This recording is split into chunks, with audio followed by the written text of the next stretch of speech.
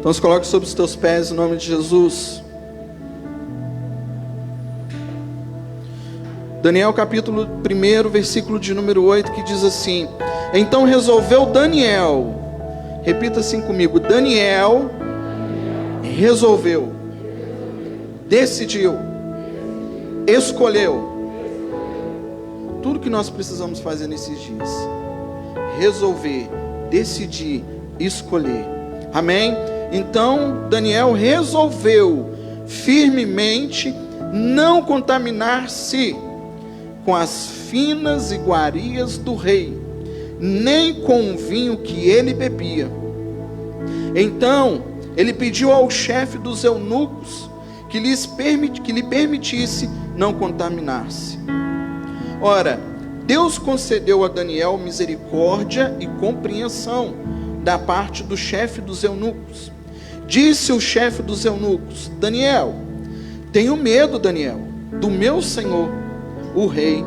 Ele determinou a vossa comida e a vossa bebida, porque pois veria ele o vosso rosto mais abatido do que os outros jovens da vossa idade. Assim, porias em perigo a minha cabeça para com o rei.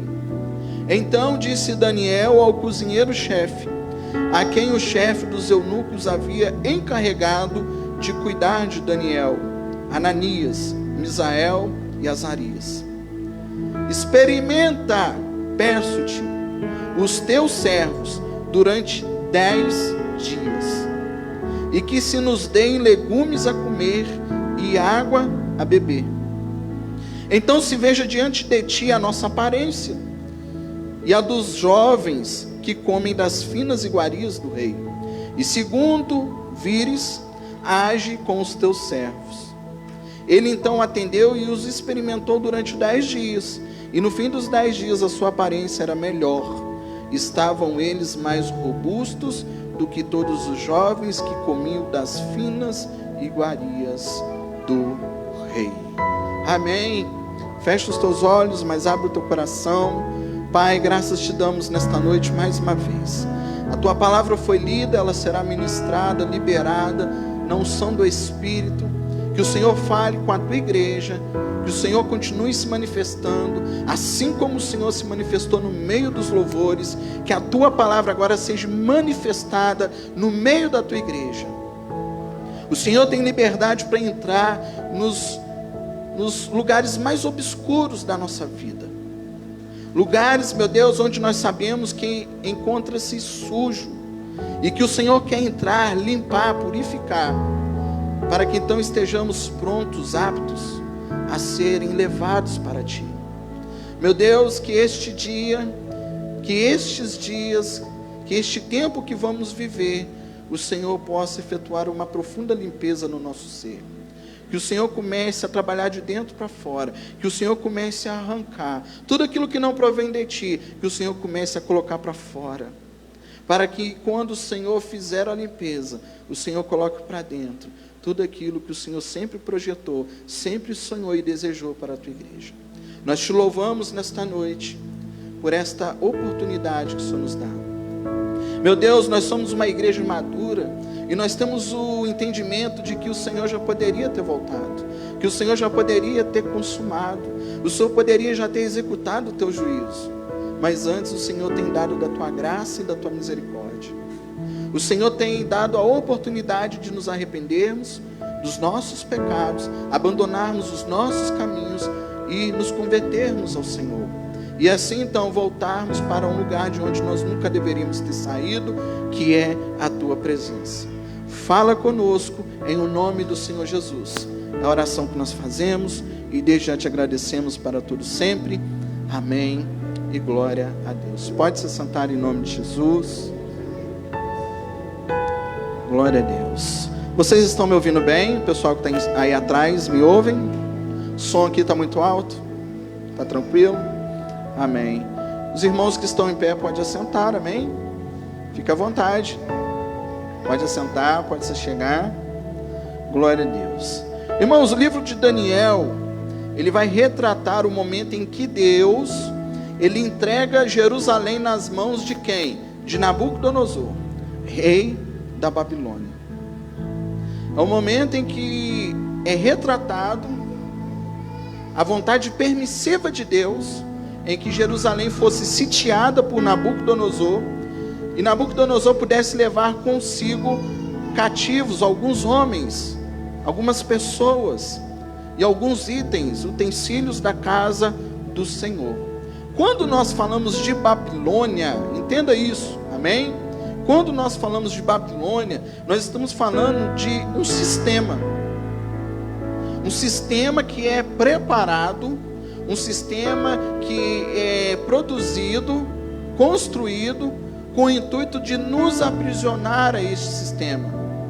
Irmãos, tudo aquilo que nos prende, tudo aquilo que nos deixa cativo é Babilônia. Tudo aquilo que nos rodeia e nos aprisiona de uma certa maneira que a gente não consegue andar é Babilônia. E eu não sei qual é a sua Babilônia, mas o intuito de Deus é que você, passando por essa Babilônia, você entenda o propósito dele para a tua vida, amém? Então tudo aquilo que é preparado, arquitetado para aprisionar o quê? Os filhos de Deus, para se tornar o quê? Cativo. Irmãos, historicamente, quando a gente vai ler a Bíblia, este é o segundo cativeiro do povo de Deus. Babilônia é o segundo cativeiro do povo de Deus. Por quê? O primeiro foi lá no Egito. O primeiro foi quando o povo entra no Egito, desce até o Egito por uma necessidade. A gente lendo a Bíblia, a gente vai ver que havia fome naquela terra, onde os filhos de Jacó estavam. Uma fome terrível. E o único lugar que havia comida era onde? No Egito. Então os filhos de Jacó descem até o Egito. Não sabiam, mas lá no Egito já tinha alguém que tinha preparado, e por isso que no Egito não faltava nada. E é o segundo momento em que o povo é levado cativo, porque o primeiro foi lá onde? No Egito. O povo desce por uma necessidade, e lá eles ficam aprisionados por causa desta necessidade, cerca de 430 anos. Então, no primeiro momento, irmãos, eles estão no Egito, numa terra que era o único lugar que havia comida. Uma necessidade fez com que o povo pudesse descer. Irmãos, muitas das vezes nós entramos num lugar que não é para a gente entrar por causa de uma necessidade. O diabo, ele é tão esperto que ele quis pegar Jesus dentro da necessidade de Jesus. A necessidade de Jesus, depois de alguns dias sem comer, era o quê? Era comer. E ele chega para Jesus e fala: se tu és o Filho de Deus, transforme estas pedras em pães.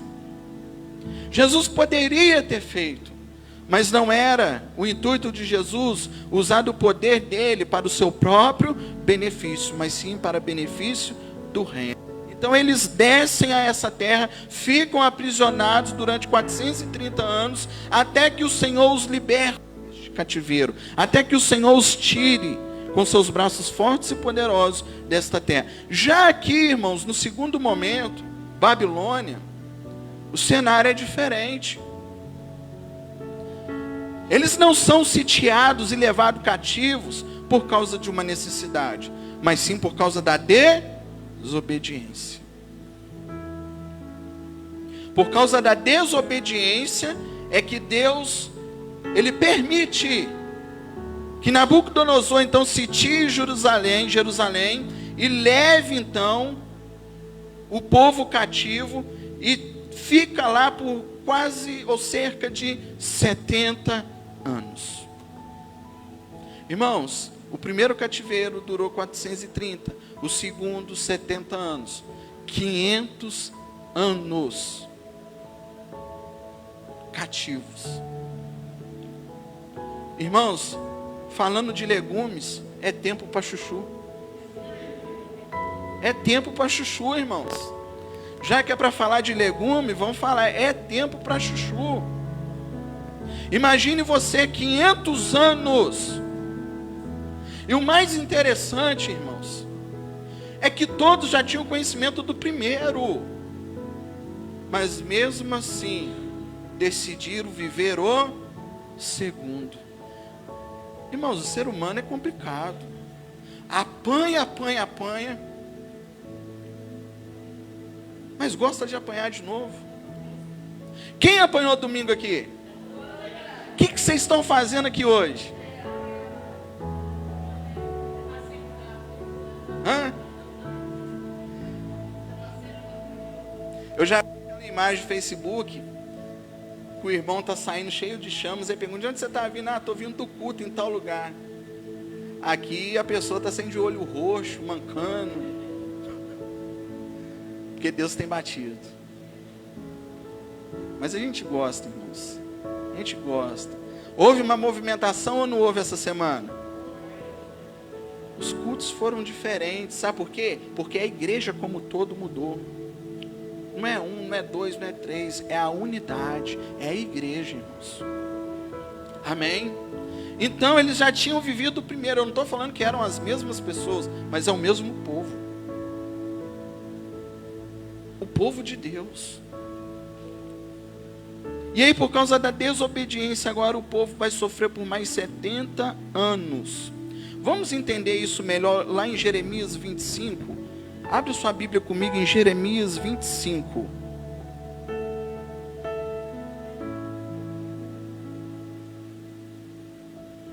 Jeremias capítulo de número 25. Você vai entender o porquê que o povo foi levado cativo.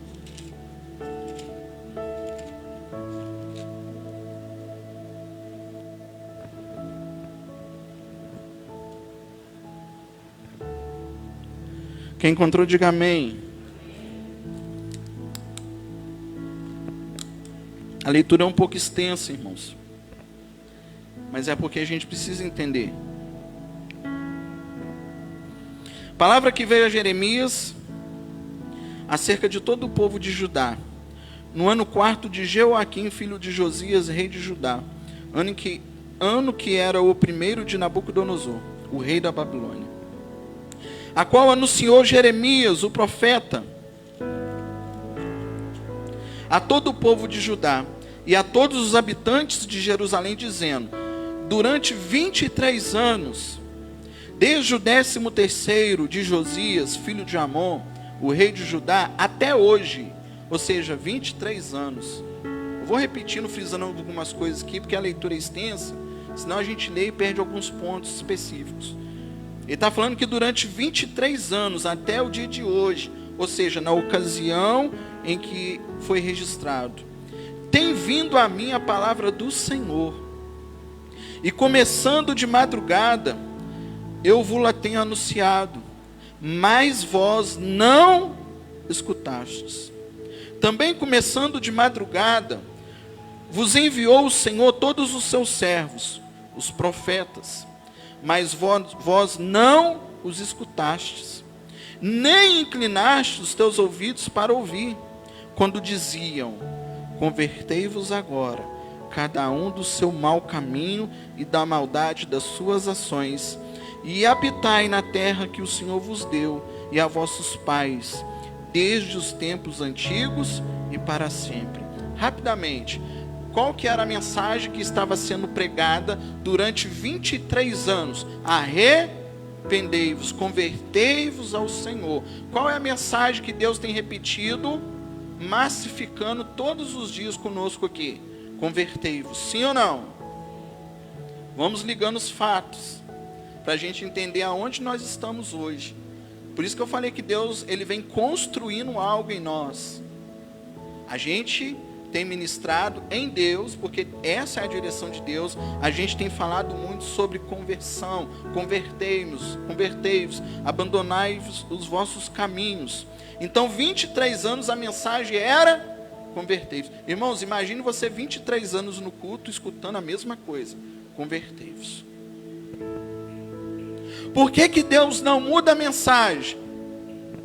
Porque a gente ainda não se converteu. Quando a gente se converter de verdade, Deus vai mudar de fase. É igual jogo de videogame, irmãos. Enquanto você não aprender Você não passa de fase. E o interessante é que as crianças, às vezes, para passar de fase, elas ficam o dia inteiro tentando até. Quando vira o jogo, é como se tivesse chegado no céu. Virei o jogo, pai, virei o jogo, mas zerei. As crianças têm essa linguagem, zerei. Por quê? Passaram por todas as fases e chegaram até o fim. Mas enquanto não passa de fase, principalmente na minha época, que o jogo Sonic era aquele joguinho que vinha aqueles bichinhos, aí quando você estava para passar de fase, era um maior, era um mais robusto. Ou seja, quanto mais próximo você está daquilo que Deus tem para você, ou até mesmo para você mudar de uma estação, mudar de fase, o que acontece? A prova aumenta, a prova ela é maior. Mas nós temos que passar de fase. Então 23 anos pregando, convertei-vos. Por quê? Porque o povo ainda não tinha se convertido. Deus só muda a palavra quando a gente muda de atitude. Amém? Deus só muda a palavra quando a gente muda de atitude. Recentemente eu estava querendo tomar uma decisão na minha vida. E de vez em quando eu ainda insisto ainda. E Deus toda hora vinha com uma determinada palavra para mim. Eu virei para Deus e falei, o senhor só sabe falar isso? Eu falei, ele falou, enquanto você não aprender, é essa palavra que eu tenho para você. Então Deus vai mudar a palavra quando nós mudarmos de atitude. Voltando, portanto assim diz o Senhor, versículo de número 8. Não, versículo de número 6, né, que eu parei? 6. Não andeis após outros deuses para os servirdes e para o adorardes, nem me provoqueis a ira com as obras das vossas mãos. Não vos farei mal algum. Todavia, não me destes ouvidos, diz o Senhor, mas me provocastes a ira com as obras das vossas mãos, para o vosso próprio mal. 8. Portanto, assim diz o Senhor dos Exércitos, visto que não escutastes as minhas palavras, eis que mandarei buscar todas as tribos do norte, diz o Senhor, como também a Nabucodonosor, rei da Babilônia, meu servo, e os trarei contra esta terra, contra os seus moradores e contra todas estas nações em redor, e o destruirei totalmente, e os porei por objeto de espanto, de assobio e de ruínas perpétuas. Farei cessar entre eles a voz do folguedo e da alegria, e a voz do noivo e da noiva, e o som das mós e a luz do candeeiro. Toda esta terra virá a ser um deserto e um espanto. Estas nações servirão ao rei da Babilônia 70 anos. Acontecerá, porém, que quando se cumprirem os 70 anos, castiguarei a iniquidade do rei da Babilônia e a desta nação, diz o Senhor, como também a da terra dos caldeus. Farei deles ruínas perpétuas. Irmãos, por que eles entram então num cativeiro agora de 70 anos? Porque Deus vinha falando, Deus levantava profeta. Durante 23 anos, Deus não mudou a mensagem. Deus frisou qual era a necessidade daquele povo. Aquele povo precisava se converter, mas o povo não se converteu, o povo não se arrependeu, o povo continuou fazendo aquilo que desagradava a Deus. Visto que o povo não se convertia, visto que o povo não se arrependia, visto que o povo estava andando em rebeldia, Deus então, não na sua vontade absoluta, mas na sua vontade permissiva, entrega Jerusalém nas mãos de Nabucodonosor. E agora durante 70 anos. Então é este o contexto que nós estamos, irmãos. Nós estamos agora dentro de um contexto onde nós vamos falar de um povo que está cativo na Babilônia. Ele está preso, ele está aprisionado por alguma coisa. Irmãos, eu não sei o que tem nos aprisionado nestes dias. Mas o intuito de Deus nesses 10 dias é que nós venhamos nos tornar livres. Amém? Porque do Egito Deus te tira, mas da Babilônia quem sai é você. Da Babilônia quem decide é você. Daniel decidiu, Daniel escolheu, Daniel resolveu. Não foi Deus que teve que ir lá e impor alguma coisa, foi Daniel que decidiu. Tem coisas que Deus vai decidir por você, tem coisas que Deus vai intervir por você, mas deixa eu te dizer, tem situações, ambientes e lugares que somos nós que temos que sair correndo, não é Deus. Sabe por quê?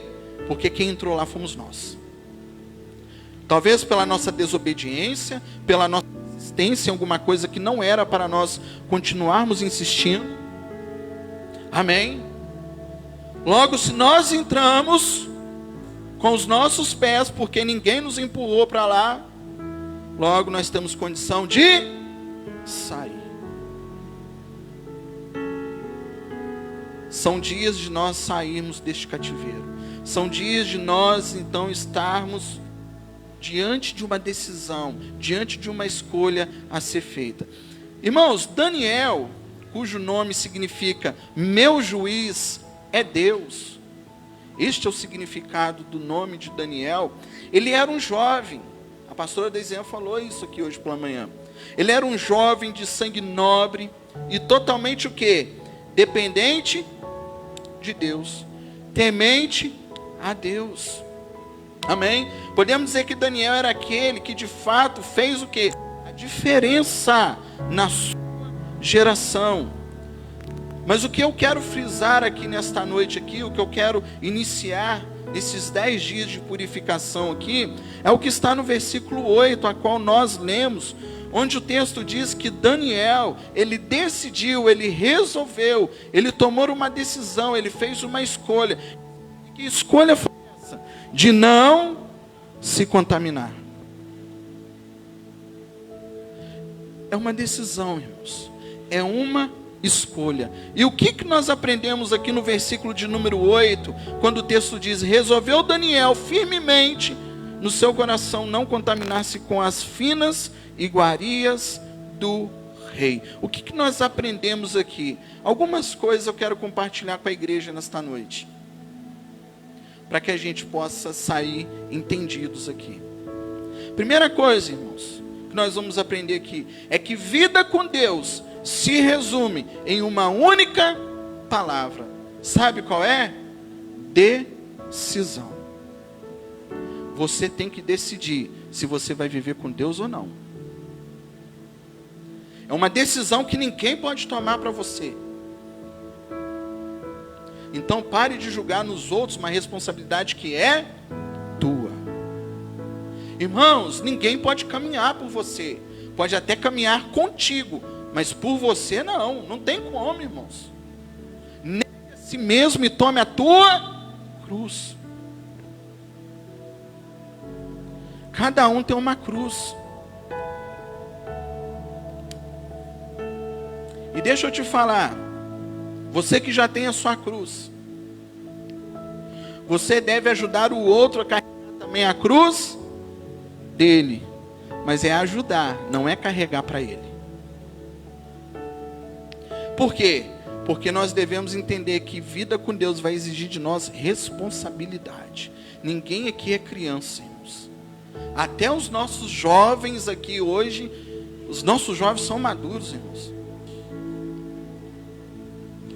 Olha a palavra que nós recebemos aqui nesta manhã pelo profeta Arthur. Que eu não posso chamar mais de profetinha, cresceu. É profeta.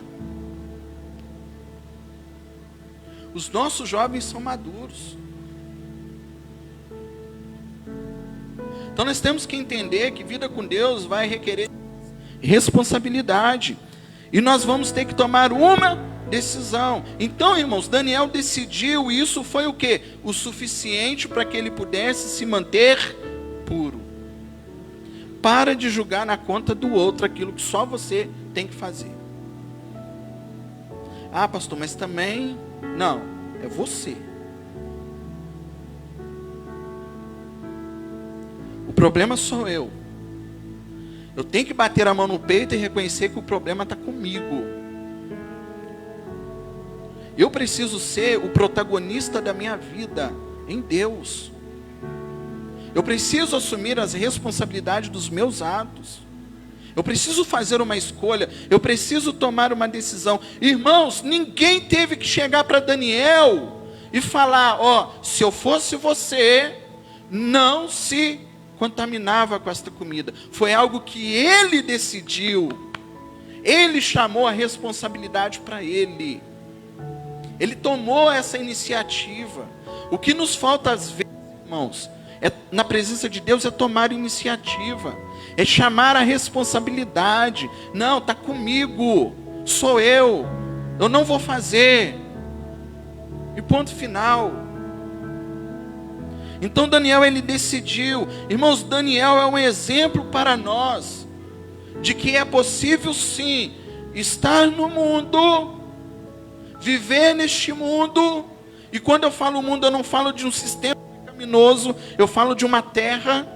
É possível habitar nesta terra e não se contaminar com ela. Deixa eu te dizer uma coisa. Vou falar aqui, não é abertura para você sair para qualquer lugar. Amém? Não é abertura para você ir aonde você quer e talvez por aquilo que os outros iam pensar, você não foi. Não é uma abertura para você fazer o que você quer. Mas deixa eu te dizer uma coisa. O problema muitas das vezes nem é o lugar. Somos nós. Daniel estava na Babilônia. Daniel estava na Babilônia. Mas na Babilônia, ele tomou uma decisão. Na Babilônia, ele fez uma escolha. Irmãos, eu não sei por onde você tem caminhado. Eu não sei aonde você tem estado, onde você tem permanecido. Não é da vontade de Deus, entenda isso, que você esteja, que você permaneça. Mas você precisa tomar uma decisão. Você precisa fazer uma escolha. Então não dê uma de coitado. Não fique se vitimizando. Você pode, você é capaz. É você que muitas das vezes não quer. Você só precisa decidir. O resto quem faz por você é Deus. Eu tomo a decisão e Ele me capacita. Eu tomo a decisão e Ele me fortalece. Eu tomo a decisão e Ele estende as mãos e me levanta. Agora, a decisão tem que partir de mim. Não é de Deus, não é de quem está do meu lado, é de mim. Então Daniel, ele assentou no seu coração, ou seja, ele colocou algo dentro dele, que ninguém poderia tirar. Irmãos, ele decidiu aqui dentro. Você precisa tomar essa decisão aqui dentro, porque é um lugar que ninguém pode tocar, é só você ir, Deus. Amém? Ele decidiu no seu coração. E por que ele decide no coração? Por quê? Porque de tudo que se deve guardar, guarde o teu coração. Daniel decidiu guardar o coração dele, para que ele não pudesse se corromper por fora. Ele se blindou por dentro. Ele se fechou. Não, o meu coração tem um dono. O meu coração tem um dono. Ninguém entra neste lugar a não ser o meu Senhor. Amém? Então a Bíblia diz: de tudo que se deve guardar, guarde o teu coração. Por quê? Porque é do coração que procede as fontes da vida. E aí eu quero fazer uma pergunta para você nesta noite. Como anda o teu coração? Como está você por dentro? O que tem se passado no teu coração? Você tem cuidado dele? Você tem guardado ele? Porque é dele que procede, irmãos. Amém? É dele que procede as fontes da vida. É dele que nascem os desejos. É dele que nascem as vontades. Tanto para o bem, tanto para o mal. Tanto para fazer o que é certo, tanto para fazer o que é errado. Então nós vamos aprender com Daniel, irmãos, que existe uma necessidade urgente. Que necessidade é essa, pastor? De cuidar do nosso coração. Eu preciso cuidar, sabe por quê? Porque o meu coração, ele é uma terra fértil. E terra fértil, meu irmão, vai produzir. O que vai diferenciar é a semente que está sendo lançada, mas vai produzir. A terra é fértil. Se você permite ser lançada sementes ruins, virão frutos ruins. Mas se a semente que está sendo lançada é uma semente boa, os frutos serão bons. Então repita comigo: o coração, ele é uma terra fértil. Amém? Cuidado com o que você anda plantando no teu coração. Cuidado com aquilo que você tem permitido que as pessoas lancem no teu coração, com aquilo que os outros estão plantando nele. Amém? Glória a Deus. Segunda coisa aqui que nós vamos aprender, irmãos. A decisão de Daniel tinha um objetivo. Ele escolheu, mas por quê? Para não se contaminar. E aí talvez você possa dizer assim: mas pastor, a Bíblia vai dizer que o que contamina o homem não é o que entra, mas sim o que... E não é uma verdade?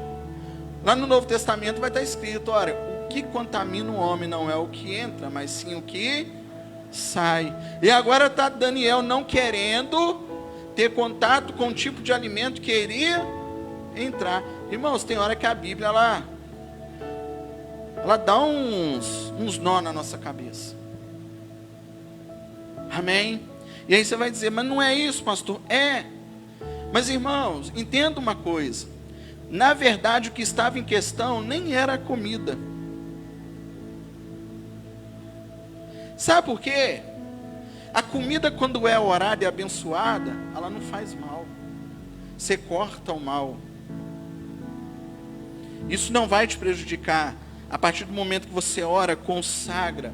Porque alguns estudiosos, eles entendem que um dos motivos pelos quais Daniel talvez não queria comer é porque os cananeus naquela época, eles consagravam a comida aos ídolos, aos deuses.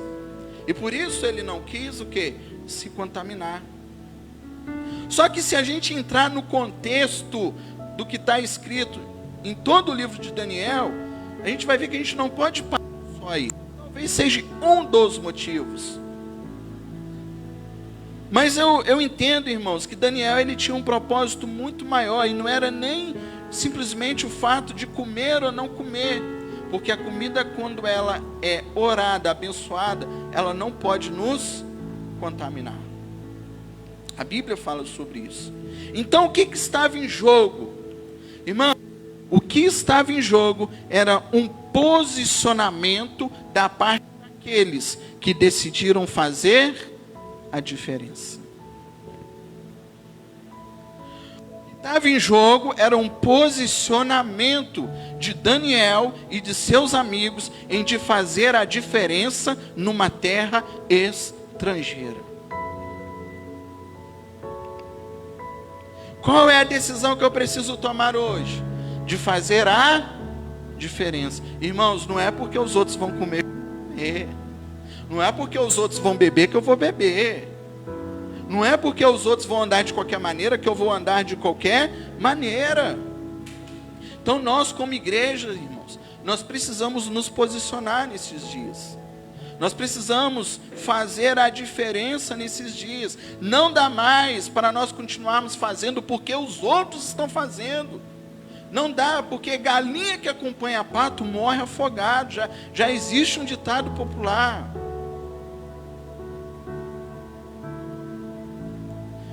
É o que disse Josué, mas em outras palavras: eu não sei vocês, mas eu e a minha casa serviremos ao Senhor. Se vocês vão querer servir a outros deuses, problema de vocês. Eu e minha casa. Josué tomou uma decisão. Josué fez uma escolha. Irmãos, a Bíblia é repleta de exemplos de homens e mulheres que fizeram uma escolha, que tomaram uma decisão. E nestes dias nós precisamos tomar uma decisão, que é fazer a diferença nesta terra estrangeira, a qual nós estamos vivendo, a qual nós estamos caminhando. Não podemos aceitar as coisas chegar de qualquer maneira. Não, mas agora a partir de... Não, eu não vou. Ainda que eu venha pagar um preço por isso, mas eu não vou. Eu não vou. Eu preciso decidir e estar bem ciente de que toda decisão promove o quê? Uma reação. A gente vai ver durante a semana, irmãos, que a decisão de Daniel, a escolha de Daniel, seus amigos, provocaram várias reações. Mas é o que foi ministrado hoje pela manhã. Não existe vida cristã sem perseguição, sem sofrimento, sem cruz. Não existe evangelho sem cruz. É por isso que muitas das vezes a gente demora a tomar a decisão, porque a gente sabe que vai doer. Mas ainda que doa, o viver é Cristo e o morrer é lucro. A gente vai ver mais à frente os amigos de Daniel falando assim: rei, fique sabendo tu que nós não iremos adorar. Independente se nosso Deus vai nos salvar ou não, nós não vamos adorar. Pronto, final.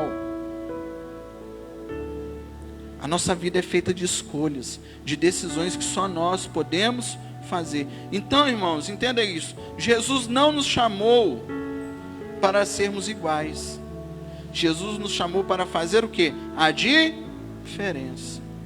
Tem que haver a diferença. Malaquias já dizia: então vereis a diferença dos que servem e dos que não servem, dos que são e dos que não são. No ambiente em que você está, alguma coisa tem que te diferenciar dos demais. Não é te tornar melhor ou pior, mas é diferente. As pessoas têm que olhar para você e falar: ele é diferente, hein? Ele é diferenciado. Nabucodonosor chegou a dizer numa certa feita: não, estou sabendo de você, Daniel, que habita em ti o Espírito dos deuses santo. Daniel era um cara diferenciado. Nós precisamos ser pessoas diferenciadas. Não é ser melhor do que o outro, mas é fazer a diferença em Deus. Então Jesus nos chamou para fazermos o quê? A diferença. Daniel estava fazendo a diferença. E nós, irmãos? Como que nós estamos caminhando nesses dias? Será que no nosso trabalho as pessoas conseguem olhar para nós e ver a diferença? Ou será que nós somos crentes só dentro da igreja? Será que quando nós caminhamos por aí, as pessoas conseguem enxergar no nosso caminhar a diferença? Porque tem que haver. Nenhum lugar é comum, todo lugar é comum até Jesus passar por ele. Mas depois que passa, nenhum lugar permanece o mesmo. Ou seja, quando Jesus passou na sua vida, alguma coisa mudou. Se você voltou a fazer, pode ser que ele passe de novo. Mas deixa eu te dizer uma coisa: não foram todos os lugares que Jesus voltou. Alguns lugares ele passou apenas uma vez. Então eu estou perdido, Não. Decida hoje sair deste lugar e corra atrás dele. Corra. Porque por onde Jesus passava, ele dizia: Arai, segue-me. Aqueles que decidiam, aqueles que tomavam uma decisão, que faziam uma escolha, abandonava tudo para seguir Jesus. Por quê? Porque eles entenderam que eles não tinham que estar presos nas coisas deste mundo, mas que eles tinham que estar em Jesus. Amém? Então nós precisamos tomar uma decisão. E que decisão é essa? Fazer a diferença. Não adianta você parar de comer, viver de legumes e água, se amanhã lá no seu serviço você não fizer a diferença. É sacrifício de tudo. Não adianta a gente fazer tamanho sacrifício de 10 dias, de estar aqui, de vir, de ouvir, de receber uma palavra, se nós sairmos dali para fora e voltarmos a fazer as mesmas coisas. Sabe o que vai acontecer, irmãos? Nós vamos voltar aqui domingo que vem. Qual que vai ser a palavra, pastor? Arrependei-vos, convertei-vos, porque o dia está próximo. Irmãos, os sinais estão aí, irmãos. É nuvem de poeira, é vulcão que está cuspindo para tudo quanto é lado. Os sinais estão aí. Bem-aventurados somos nós de estar tendo essa oportunidade que Deus está dando, porque Ele já poderia ter decretado. Amém? Terceiro, Daniel acreditava que com Deus tudo seria melhor. Você tem que ter essa visão, irmãos. Tudo com Deus seria não fácil, melhor. Porque Deus não morreu na cruz para nos dar uma vida fácil. Jesus não morreu na cruz para nos dar uma vida boa, mas para nos dar uma vida eterna. O que Daniel faz aqui? Ele faz uma proposta ao cozinheiro-chefe. Ele fala: nos dê legumes e água por 10 dias. E depois nos compara com os demais. E aí, mediante o que você vê e enxergar, toma sua decisão. Irmãos, o cara para fazer isso, o cara para falar isso, ele tem que estar muito confiante que Deus é o Deus da vida dele. Ele colocou a vida dele na mão de quem? De Deus. A ponto que Deus pudesse tocar no copeiro e fazer com que os olhos do copeiro pudessem olhar para eles e ver que de fato e de verdade a aparência deles eram 10 vezes melhores do que a dos demais. O texto vai dizer, irmãos, que eles estavam mais jejum que engorda. Jejum que te faz ganhar mais uns quilos. Mas não é isso, irmãos. Eles estavam mais robustos. Sabe o que isso significa? Eles cresceram durante esses 10 dias. Eles cresceram em Deus. Eles se tornaram mais fortes. O que Deus quer fazer conosco nesses dias é nos fortalecer. É nos fortalecer para quê? Para que a gente permaneça fiel a Ele, como Daniel foi fiel, como os amigos de Daniel que foram fiéis a Ele. Então, irmão, sabe o que isso significa? Não tenha medo de tomar decisões. Daniel não teve medo. Ele simplesmente chegou. Experimenta 10 dias. E depois, conforme o que você vê, toma a sua decisão.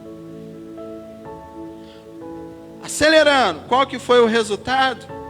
Daniel é introduzido na presença do rei. Daniel agora está no palácio, por causa de uma decisão confiante em Deus. Então não tenha medo de tomar decisões. O que você precisa tomar é a decisão. O resto é Deus quem faz. Você só precisa decidir. Irmão, sabe o que Deus está esperando? Que eu e você venhamos fazer uma escolha. Só isso. Não está satisfeito do lugar que está? Toma uma decisão. Faça uma escolha. O resto é com Deus. Eu não sei, irmãos, de coração, Eu não sei qual será a sua decisão. Eu não sei qual será a tua escolha.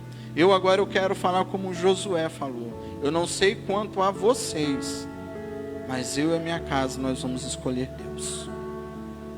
Eu e a minha casa, nós vamos escolher não se contaminar com as coisas deste mundo. Nós vamos decidir fazer a diferença.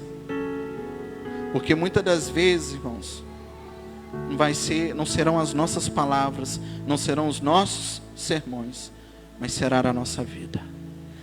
Porque Paulo fala que nós somos cartas vivas. As pessoas precisam ler o Evangelho através de nós. Amém? As pessoas precisam ler o Evangelho através de nós. Eu não sei qual será a sua decisão, mas eu e minha casa já temos uma decisão. Eu gostaria que você se colocasse sobre os teus pés. Porque você pode começar a tomar essa decisão agora.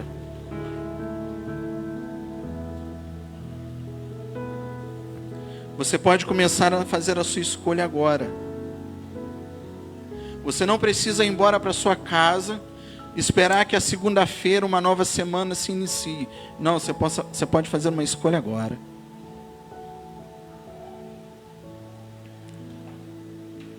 Essa mesa que está posta aqui é uma mesa que faz menção a um homem que tomou uma decisão, que fez uma escolha. Que escolha foi essa? Se entregar. Se entregar. Por mim e por você. Irmãos, ninguém forçou ele a fazer o que ele fez. Ele decidiu se entregar. Tanto é que quando Judas chega para dar o beijo, ele fala assim: amigo, o que tiver que fazer, faça logo. Porque ele já estava preparado, ele já estava decidido. Porque ele sabia que era necessário. Nós precisamos decidir hoje. Nós precisamos fazer uma escolha hoje.